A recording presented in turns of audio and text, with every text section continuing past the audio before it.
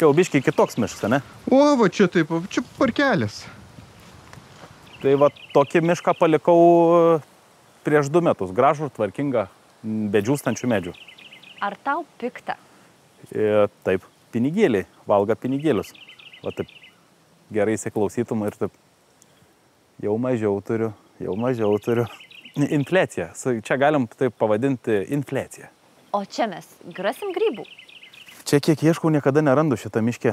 Čia yra rūgšti žemė. Šiaip iš tikrųjų ten biški toliau paėjus yra drebulynas. Tai šiaip grybų, jeigu ir ieškot kažkur, tai pavyzdžiui, tokių raudonikių, tai visą laiką rekomenduočiau ieškoti jaunolynuose, kur auga jauni drebulės medeliai. Bet tik tais yra minusas tas, kad reiks saugot akis ir kojas.